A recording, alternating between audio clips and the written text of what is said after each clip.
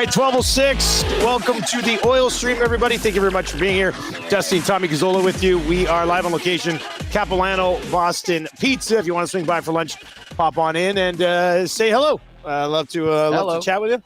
Sean's here. Jocelyn checks off another live event. She's been absolutely killing it lately. So that's that's good. Pull out this. What do we got? This is the menu here. Holiday. Yeah, look, it says. I did this on Long Shop too, but it says fa la la la la la flavors, which is a cool. That's a pretty funny thing to say on a menu. But this is their new seasons eatings menu.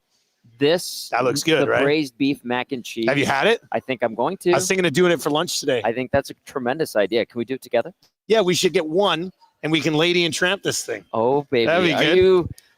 You were telling me what the Muzz said when she went and saw you downstairs yesterday. Yeah, I was downstairs doing a bit of work, and her and Marshall came down to find some balls for hockey.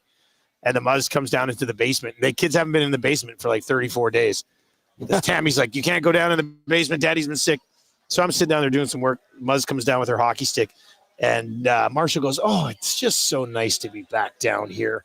I was like, yeah, that's right, buddy. And the Muzz has her stick up, and she's shaking like this. She goes, I don't know. It still feels a little sicky down here. So she's smart. I love what you said about what Marshall said to clearing out the crease. Yeah.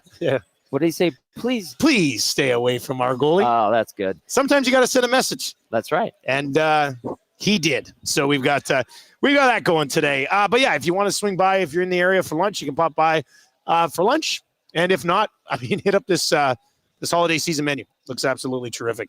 You can't even see Tommy today. Whoa. Tommy with the you're hiding your camo. I know. I have a camo question. Yeah. For keep it or clip it. Great. Yeah. I'm gonna go to Tommy Guns for a haircut probably next week.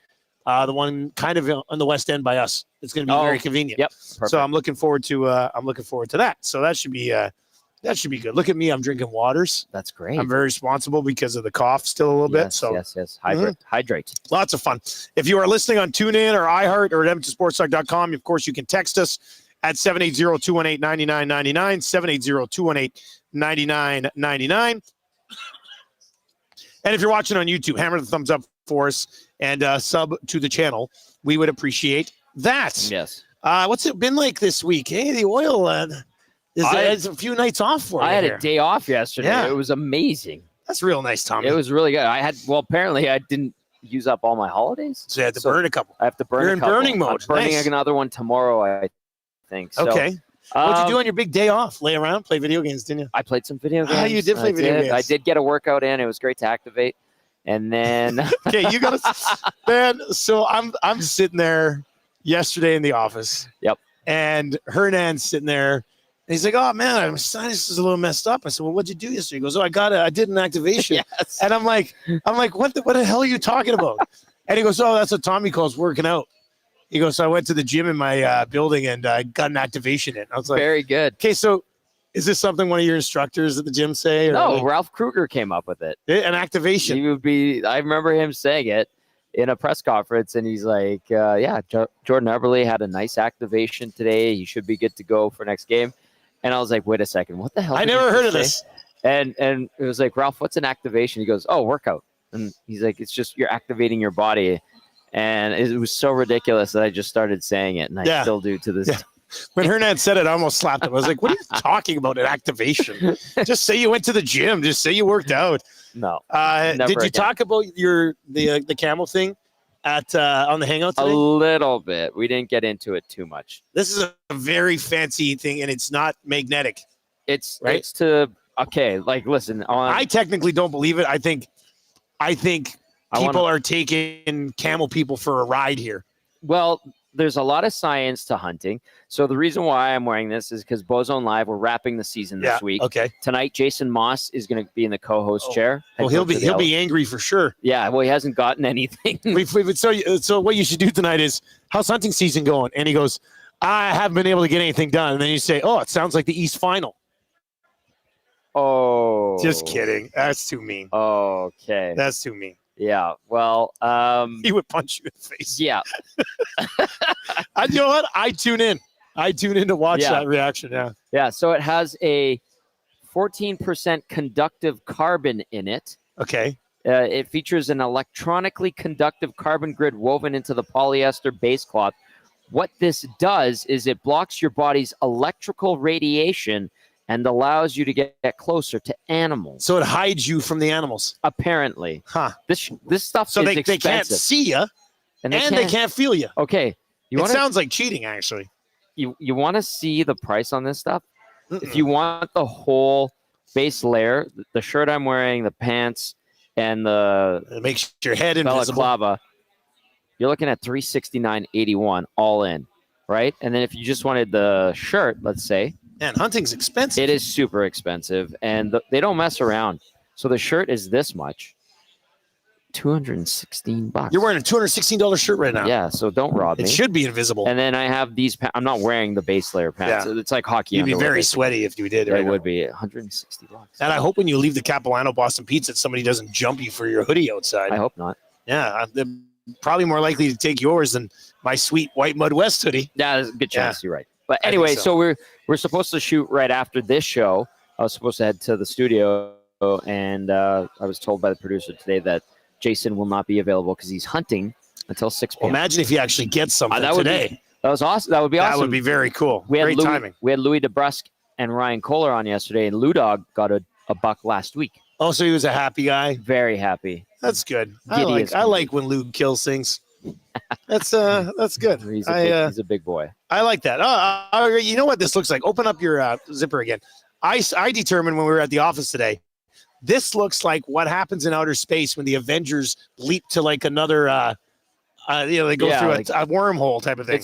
That's what it looks like to me. It's got this pattern to it. Yeah, that looks exactly like they're taking the Quinjet through a wormhole to another part of the universe. And I am Iron Man, so there you go. It works perfectly. Yeah, so you got to keep in mind the technology that goes into these things, the conductive carbon fiber grid, which is woven into the fabric. I think Tube Sock said there's really no way to prove if it does or doesn't work. Like Tube Socks, it's big business. How do you test that? Just by going around deers? Hey, Rip City Steps here. One of those steps. He was in the poker tournament. Yes, he was. Yeah. We went head to head a couple times actually. Do I get money for getting your bounty? You should have got $100 in your Coolbet account. I haven't checked. Listen. We do have to talk about this. Okay. You took like $6,000 off me in like the first 3 hands. Yeah, I felt bad. Like you had some good. I mean, I had good cards, but you had great cards to start.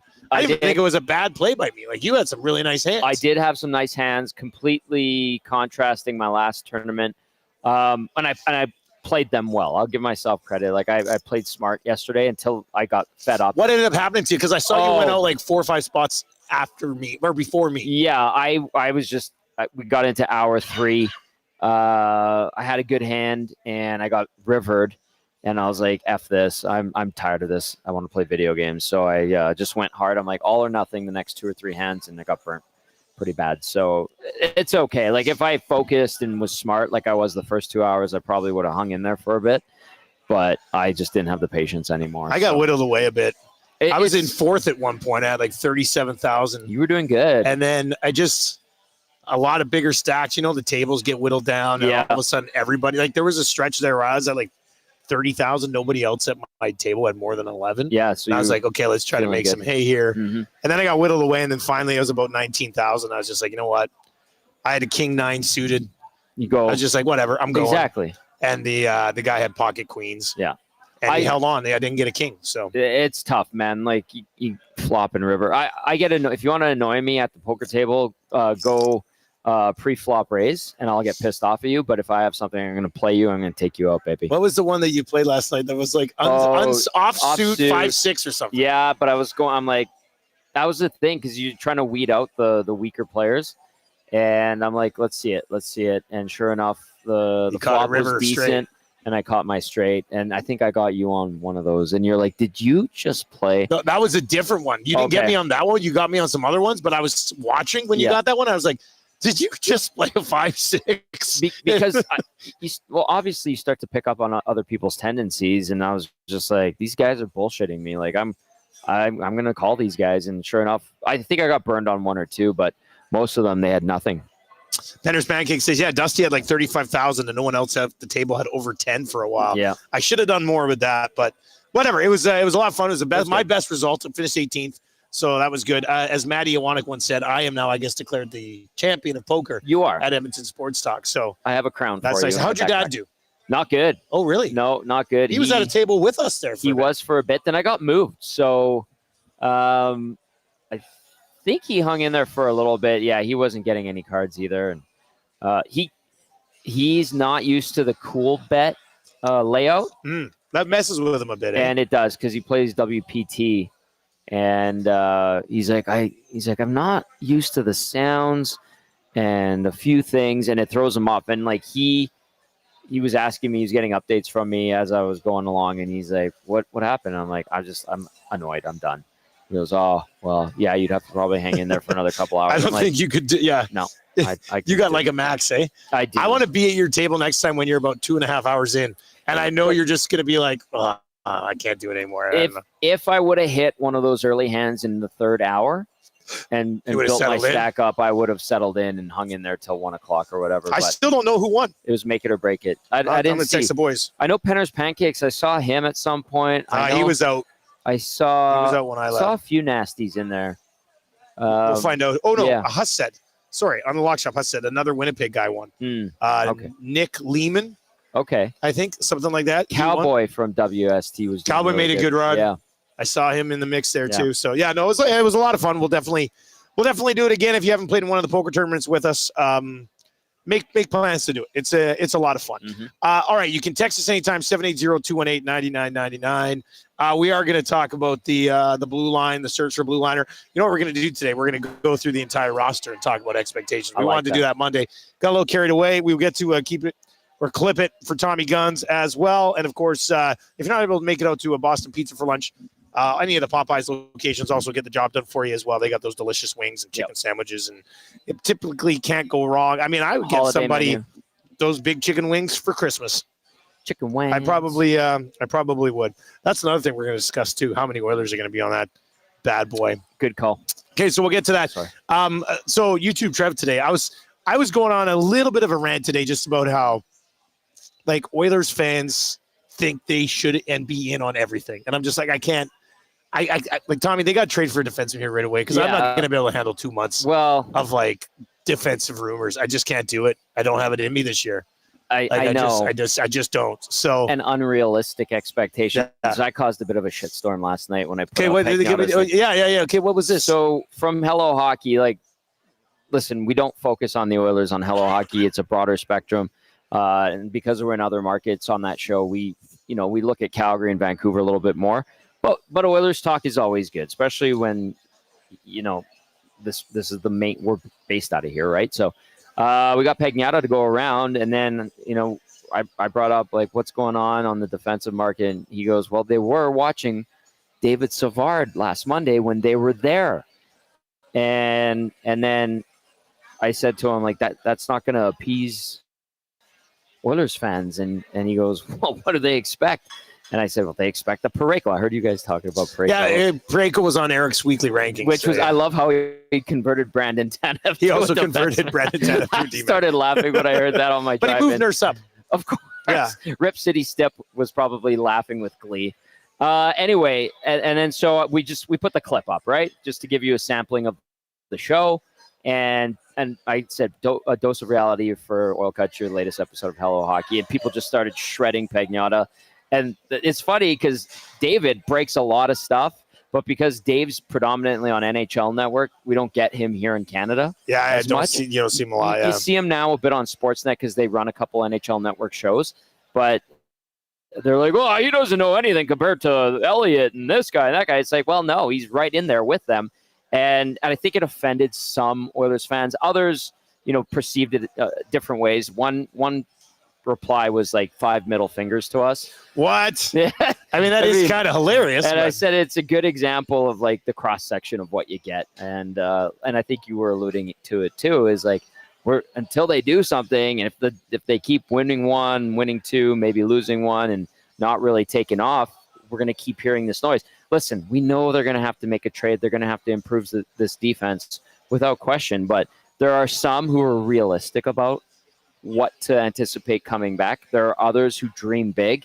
there's others. There were some replies. It's almost like they want to be lied to, and then eventually let down. And it's like, they want to believe the far-fetched theories that they can go get a Jacob Trouba or something like that. Yeah, that's not happening. But there are those that they get caught up in that, and they talk about it, and it gets them excited. And it's like, hey, well, you got to be realistic. You have a good team, first of all, a good roster. Is it living up to expectations right now? No, but it's had good flashes. That win against New York, that was good. They've had some big wins. The win against Vancouver was really good. They're starting to show signs of life on special teams, especially the PK. So it's going to have to be the right move. And, we laughed about the rankings of power for defensemen. Yeah. But you're right. Like, one of those guys could end up on the team.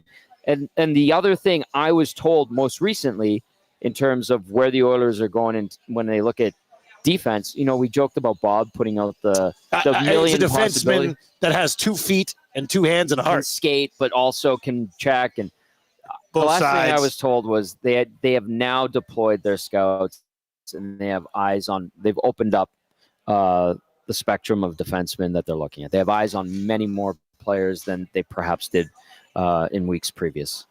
YouTube Trev had a video he put out on his channel, Above Average, Yes. if you want to search it.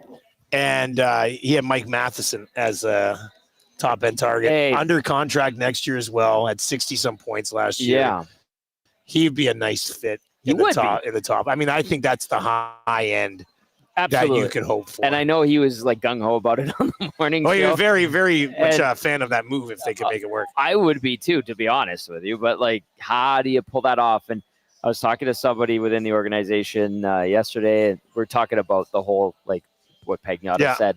And they're like, I assume people think we're going to be able to trade Nurse. And I was like, some do. Some do. Yeah, that's probably not going to happen. Yeah. Okay, so this one comes in from C. Run. It says, guys, if Kulak fills the right D spot on the second pair, we just need a D partner for Emberson. And that's the thing is I don't think we discussed this yesterday on 2 guys and a goalie. I don't think you can, even if you really like Kulak and Nurse together, I don't think you can just bring in another Stetcher, Emberson, Dermott to try to upgrade on Stetcher, Emberson, Dermott. Like, no. I still think you need a guy that can be even better possibly than Kulak with Nurse. Yep. Which then allows Kulak to be your third pair guy, and then you probably put Emberson with him, and you hope that pair can give you 14, 15 minutes in the playoffs. Yep.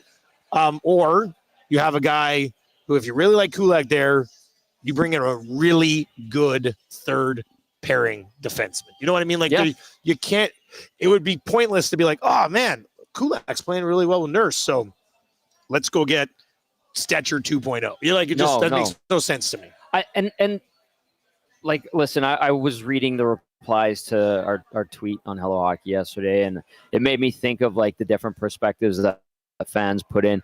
And I completely understand the excitement around Kulak sliding in with Nurse, but that's not supposed to be his role. He's moonlighting, and he's doing it very well because he's having a good season, and that's great. That's a great sign. But ideally, he is still your third left D, and you're still improving.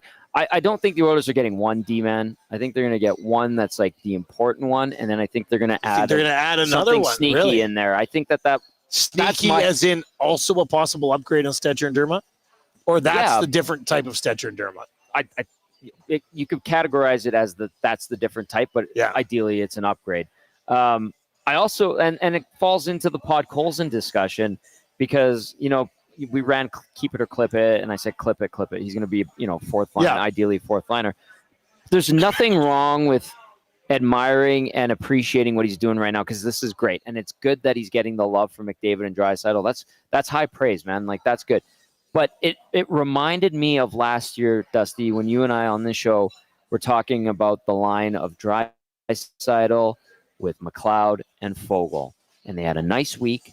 And people were like, do you think this is sustainable? Well, if they can be the second line, you don't need to add that much in the stretch run down into the playoffs. And then sure enough, a week and a half later, that line was disbanded. Like, that's kind of my rationale as to why I'm like, okay, clip it. Pod Colson's not supposed to be on your second line, Maybe he continues this, and maybe he puts up more points at a better clip than 6 every 22 games, and that would be great. That's nice, but I don't think that's reality. So that's why I kind of remind myself of last year when we were having these conversations. Yeah, same type of thing, right? And it feels like the same type of thing. Who knows? How frustrating is that? That it's basically been the same conversation, but it always is. 5 years on getting a right shot D-man. And it used to be even worse. Right shot D-man. It used to be even worse before Ekholm, right? Then you were looking for like so much help on the back end. Right. Yeah. But like from the moment Larson left, they've been looking for a right shot. Correct. D-man. Now, one thing that is encouraging is Ty Emberson's steps in the right direction. Like, he is slowly improving, and that he's being more physical. He's trying to make plays with the puck. Are they always good and result in the right play? No, he's gotten bit. I think we're going to still see some ups and downs. Absolutely. With him, right? But there's been some ups. And that's a good thing. There have been some ups. Yeah. So, and that's why going into this season, people around the team were saying, just keep an eye on him. Like, he could turn out to be a good story. But there was heaps of praise on him and expectation. And when we were doing the rankings of importance, it was like, let's tap the brakes on that, let him figure it out. And he's kind of doing that, which is great. All right, 780-218-9999, 780-218-9999. Machine Gun Yanmark says, guys, if only we had a Broberg-type player to trade for Juracek. And I can't tell if he's joking or not.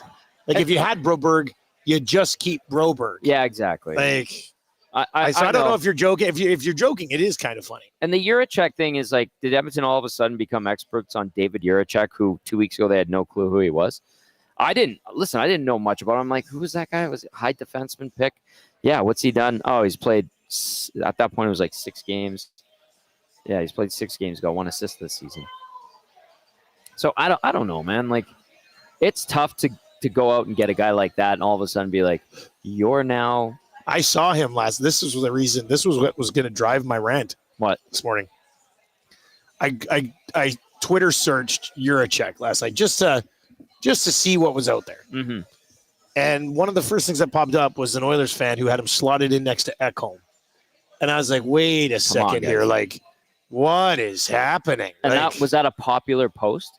No, who knows? I know it didn't have a lot of traction. Oh, okay. But the fact that even exists online is ridiculous to me. Like, it's just well, I mean, you are a team that's trying to win a Stanley Cup, and you're going to trade for a 20-year-old defenseman who's been in the American League up and down for 3 years, 2 years, and then this year he's played some American League games as well. You're gonna pin your hopes on this kid? Like, that is risky business to even believe in. Plus, and this is what also frustrates me, is that even if you can justify the player, and I mean, he's a good player. Sure. Yeah. You hope he's going to be a good player. He will be, probably. But you have to have what the other team wants to even remotely be in the mix. Mm-hmm. And Portsline is linked like 5 or 6 other teams to this guy. The Oilers haven't been mentioned by him. And on top of that, they're looking for a similar prospect in return. Wow. That would mean you'd have to trade Matt Savoy because the Oilers don't have another similar prospect in return. Boakey and Sam Riley are not at the same level. They're not at the level of this guy who's drafted 6 overall 2 years ago. Like, correct. It's a pipe dream. Don't do this to yourselves, Oilers fans. Like, but that's what I was saying. That's what you were talking about. Yeah. It's a great point. Like, don't do this to yourselves. Don't build up. You're hurting yourselves by trying to have hope on every single name that's available, regardless of if it's legitimately, like, logistically possible to get the deal done. Right. You have to stop doing it to yourselves. It's going to drive you insane for 2 months. It's going to drive you nuts. It's a painful exercise. And in turn, that's going to drive me crazy. I like to let it slide by, but sometimes people are incessant about it, and you're just like, okay, let's talk about it. And usually, you try to rationalize, and it just makes them mad. So that happens. All right, let's get into the roster here, and let's see who's exceeding expectations, who's meeting expectations. Oh boy, and who's not meeting expectations. It'll be interesting. I know the guys yesterday on the Reed Wilkins show did their tiers. Mm-hmm. I was sitting there with them as they were both working on them separately, and they kept passing their list to me. And I was looking and going back and forth on the list. They didn't know. I was like, "Ooh, this could be an interesting. This could be an interesting talking point." Very good. So I'm sure that experiment went over very well with those guys yesterday, but let's just work our way down here, Tommy. Sure. Leon Draisaitl so far this season. Excellent. A+. Expectations. Right there. Passing expectations or meeting expectations? I mean, his expectations are so high. He's meeting them. He's meeting them. Yeah, absolutely. You expect the best, and he's at the best. Top level. He's in the race for the Rocket Trophy. Meeting him. He's meeting their like. It would be tough for these top two guys to exceed expectations. Like he'd have to have bloody 25 goals already to exceed expectations. So he's right on it. Excellent. A+. All right, Leon Draisaitl is exceeding or is meeting expectations this year. Connor McDavid, 28 points in 19 games. Slow start, but he's meeting expectations. He's now meeting expectations. Absolutely. He looked a little bit, I don't know, shaky or not his usual self the first 10 or so games, and then Noodles was talking about it earlier too. He said when he came back from that injury, the ankle thing, and that happened in Columbus. He looked like he was raring to go. So he's meeting expectations. A+. You've called them the two-man team, and they really have been. They kind of are so far this year. And it might come across as disrespectful to some others who have played okay. Like Brett Kulak. Like if it's not for McDavid and Draisaitl, this team's a train wreck so far this year. Mm-hmm. I mean, it's just fair. That's just the honest truth. That's what the best players do for their teams. All right, Evan Bouchard, 15 points in 22 games, playing almost 24 minutes a night. Meeting expectations, failing expectations, or passing expectations? Failing expectations. Yeah. His defensive game is not good. Offensively, it's been up and down, and I know it's starting to pick up a little bit, which is great. But he's still making mistakes, and I know people will throw their shot share stats at us and expected goals for when he's on the ice, but he's usually on the ice with McDavid or Draisaitl, so that it's all convoluted a little bit. He is failing expectations. We've said it almost every pre- and post-game show so far this season. He is a slow starter. He's proven that for a third consecutive year. I fully anticipate his game will continue to get better, not just offensively. If we were going to have this conversation 3/4 of the way into the season instead of a quarter of the way into the season, you're thinking by that point he would be meeting expectations. I think he'll be good. Yeah, he's not meeting expectations so far. It's just the way he ticks, and it's frustrating for fans, and we get to talk about it and chew on it, which makes for good fodder. But he's not meeting expectations, failing expectations. I think when we do this, maybe at the midway point, because we like to do that. I think by then we're going to be talking about an Evan Bouchard who's meeting expectations. Darnell Nurse, 10 points in 19 games, 4th on the team in scoring. Yeah. This is an interesting question for Darnell Nurse. Okay. What do you think? Is he meeting expectations? He's not surpassing expectations. Is he meeting them or coming up just short? I think he's meeting expectations. And recently he has. And I feel like there's probably fans of the team that would say, well, considering how bad he was last, he's expecting expectation. I don't expect anything. And that's fair. I get that. I laugh. I chuckle at that. And it tells you where the heart of the fan is. And that's a good thing. But I think he's meeting expectation. He's supposed to be a solid defenseman who can give you 20 minutes a night, who can pop in with some offense. And he's done that. And he's been physical. He's gotten into some fights. It seems like he's playing on a different level of motivation than he was last year and maybe even the year prior to that. So I think he's meeting expectations, which is good. You need him to be reliable, and he's done that. I think he is like on the edge of meeting. He's meeting them. He's not meeting them, and we're like, oh, look at this. But he's meeting them. I think he's meeting the expectations that you had for him coming into the season. Matthias Ekholm. I would say meeting expectation as well. A lot has been asked of him. He's been a little bit lackadaisical defensively, more so than last year. But I would agree with you. He's still meeting expectations. And part of me thinks that you can credit that to making up for Evan Bouchard's mistakes. But there have been moments where he'll get burned wide, or he'll make an errant play, or pick up the wrong man, which he typically doesn't. Usually he's razor sharp in his own zone, but he has had a few gaffes here and there. So I don't know. I'll give him the benefit. I say he's meeting expectation. He's popped in offensively a little bit. But if Bouchard gets better, I think that makes it easier for Ekholm, and I think he'll be all right. I mean, there might only be 2 or 3 guys on this roster that are exceeding expectations. But let's see. I bring it up because I think we get to one next. The next guy is. Matthias Janmark's got 10 points in 22 games. He's playing 12.55. he is exceeding expectations so far. Well, not if you're me and you anticipated this 3 years ago. I'm just kidding. I mean, you still had him relatively low on the list. Yeah, he's not that. He's exceeding expectations. I just love making that joke. I know. It's good to see, and he made a great play on that shorthanded goal to Darnell Nurse on Saturday. That was fantastic. Like, that's what he can do. He's been in the league long enough, for crying out loud. He had great playoffs, and I think he's close to or has already surpassed last year's offensive production. So he's exceeding expectation, and that's good. Like, that, this is a good thing. You need a couple more guys, especially depth guys, to provide that, and Janmark's doing it this season. Maybe it comes with the comfort of knowing you have a contract in your pocket that isn't a one-year deal. Yeah, no, that's true. You have a little bit of comfort there. Comfortably. Yeah, so I think he's exceeding expectations. So that's one. Matthias Janmark is the first Oiler this year to be exceeding expectations. Yeah. Ryan Nugent-Hopkins. Failing. Yeah. Not meeting expectations. No denying that. Not even remotely close so far. That's an easy one. Brett Kulak. Is he exceeding? Yeah. I think he's probably slightly exceeding expectations. For a third pairing guy, ideally, and what he should be, he's got 4 goals and 4 assists. He's +2.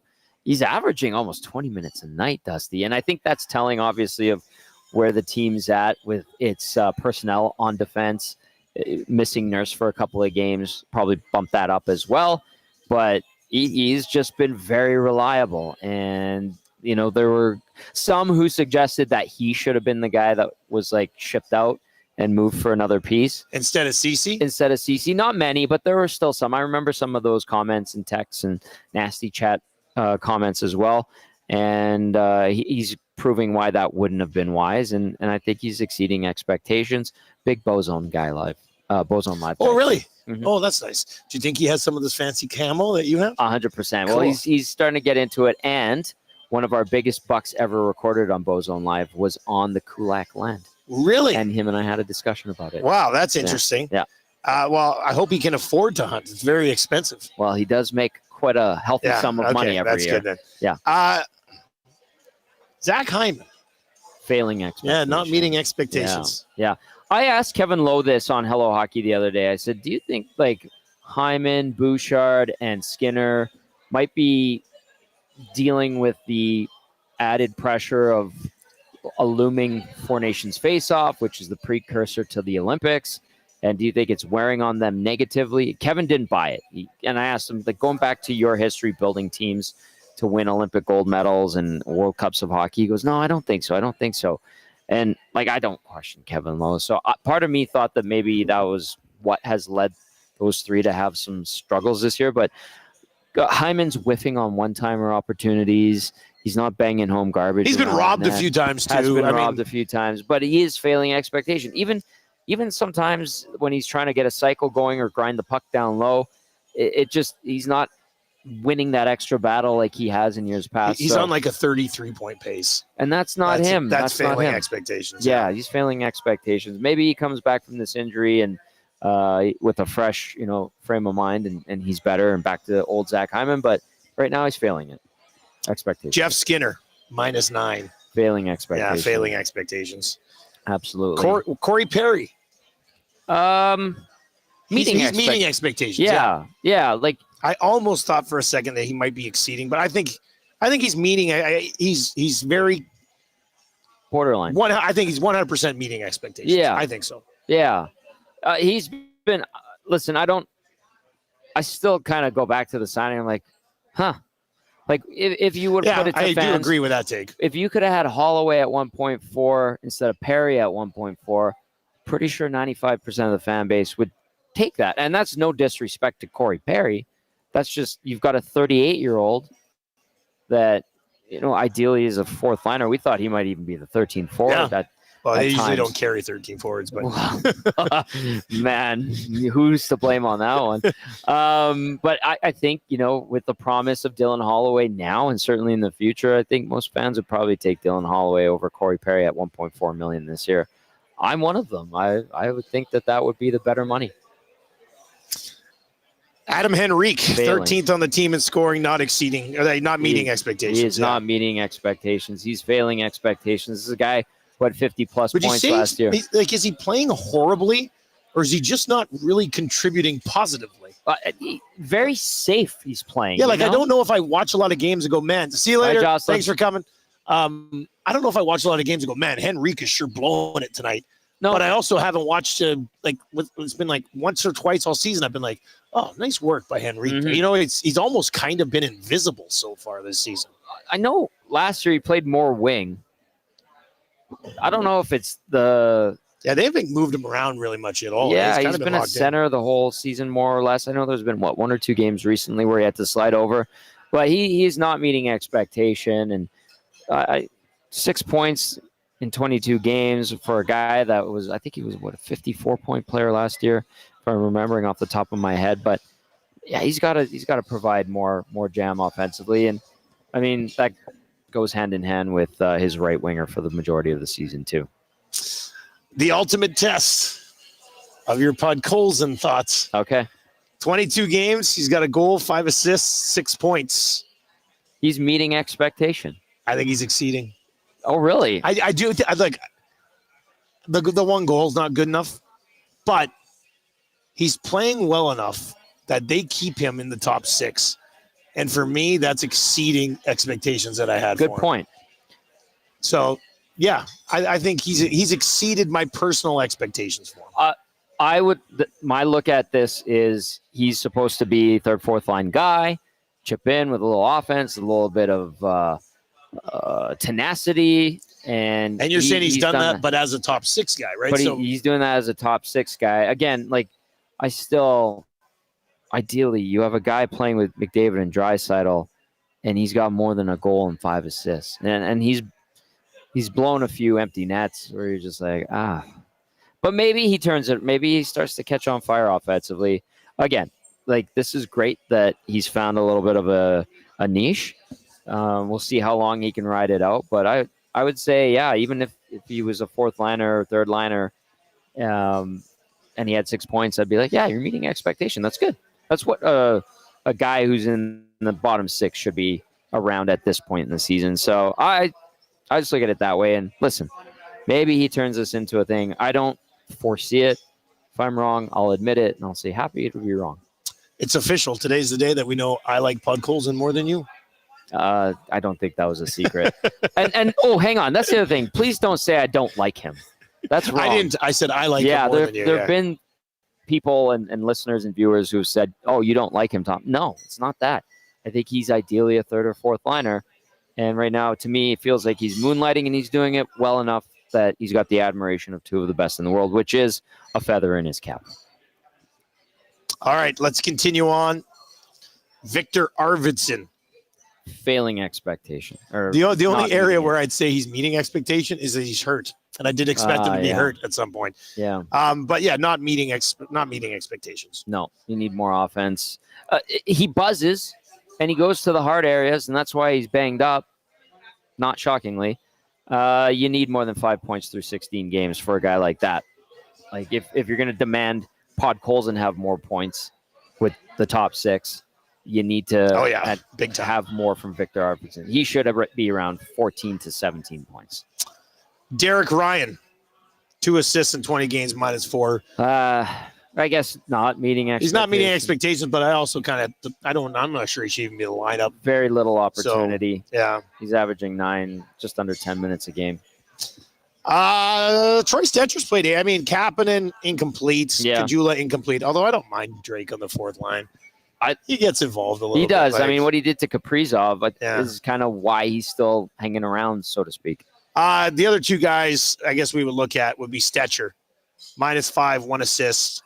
Played 18 games. Plays less than 15 minutes when he does get in. I'm going to say he's not meeting expectations because I did expect a little bit more. When they got him last year, I thought Stetcher was a pretty smart move at a low cost. I don't know. He's kind of disappointing me this year. So I think that's meeting fair. Expectations. I want to give him the benefit of the doubt and say meeting expectation because I didn't expect a lot. Yeah, which is fair. You know what, Dusty, I'll side with you on that one. Amberson, 1 assist in 20 games. It's -5. Also plays about just under 15 minutes when he's in. To me, he's meeting expectation because I didn't expect him to provide a lot early on. So you expected less than Stetcher, Yes. and that's basic. I mean, Yeah. he looks like he's playing a little bit better than Stetcher. I think he is playing better right now. He's no certainly production physical. at all out of him, but I mean, he's supposed to be your third pair right shot guy. Yeah. I like parts of his game that are starting to bud, if you will, and emerge a little bit. And the physicality has been nice. I didn't watch him. I'd still in the trade him preseason. at the deadline for a better defenseman. Oh, sure. Yeah, sure. If you can get a more experienced guy, more reliable, absolutely. Like if you're clinging on to Ty Emberson and hope that he emerges as something, and you would pass up a trade, that I think would be. There were foolish. people in the market thinking he'd be a top 4 guy. Like, I know. by this point of the season. Yeah, no. So that's unrealistic. Wrong. All right, so there you go. There's our Stuart Skinner. I'm not as down on him as many. I think he's. I'd say he's not meeting expectations. I would say he's though. meeting expectations. I think I might say he's close, but I don't think he you know is. what? No, probably not meeting expectations. The GAA and save percentage aren't great, although especially in the first 15 games where this team barely cracked 2 goals a game, he and Pickard were mostly the reason why the Oilers were hanging around in those games and only losing 3-1 or 4-2. You got to score to win games, and this team wasn't doing that for the first half of the 22 games that they've played. 882 and 323 though. Yeah, that's not great. Not meeting but he's been hung to dry so many times. He has. But there's also been more. I don't neglect There's that. been more moments this year than I thought there would be where I was like, should have had that or should have played that better. I think. I always defer to Joaquin on those, and usually he's like, well, there was this mistake, then a save, and then nobody picked up the rebound. And you know what? I will say there have been a lot of rebounds. A lot of that, or a lot of like backdoor tap-ins, or guys going to the I can't wrong look area. at the number one goalie and say 3.23 and 882 It's not good. meets expectations. No, it's not good. Those are Koskinen numbers. Like, yeah, that's not good. So I'll go with not meeting expectations. What about Picker? He's a backup, meeting expectation. 893, 244. Yeah. He's won 4 of his 7 starts. That's good He's backup meeting numbers. expectations. Meeting expectations. Yeah. I thought the breakdown of John Gibson, who had it earlier? We had Noodles on today. We Noodles brought talking up about John Noodles. Gibson. He summed it up really well, and he was talking about the 19 did not finishes. Yeah, that was Noodles. And polls. Yeah. And I think because Gibson's name popped up on a pre or post game show last week, and I compared him to Ryan Miller, that good early in his career on a good team, but was relied upon heavily, that he might be worn out.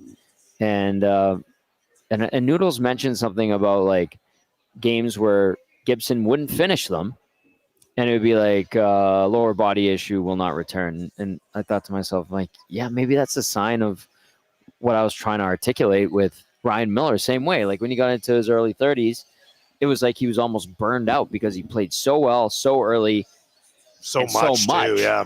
That there wasn't as much fuel left in the tank.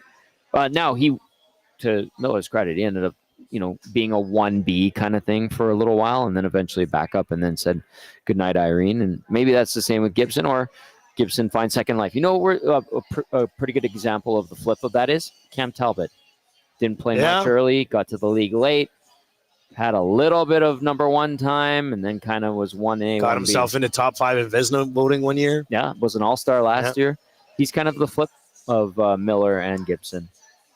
All right, that was a fun experiment. I like that. Let's get into keep it or clip it for Tommy Guns. I don't know if Hernan's back in the studio or if anybody's paying attention, but throw up the Tommy Guns graphics if you are there. At Tommy Guns Original Barbershop, we believe a great haircut is more than just a quick in and out. It's about the whole experience. That's why we follow the code. A commitment to deliver the best barbershop experience every time you visit. From check-in to the finishing touch, every step is crafted with care. No appointments needed. Just walk on in, relax, and they will take it from there. All right, I got 3 keep it or clip it's here, Tommy. Let's go with this one. Goaltending should be the Oilers' number 2 priority pre-deadline after top 4 right shot D-man. Should it be?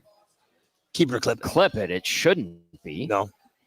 Stu Skinner should be playing a You're little right. bit You're better. saying Skinner should be better, so Yeah. you shouldn't need it to be. Right. And if he continues to When build yeah, his like game, when would you start to get worried? in the next 15 games? Okay. Yeah. Man, that's going to come by quick. I Yes, mean, it you're looking will. at the end of next month. Yeah, and yes, it will. It's going to be a big test for him. I think they had to have a conversation with Stu Skinner last year, especially when Jack Campbell was struggling. Be like, come on, man. It's your net. Take it. Own it.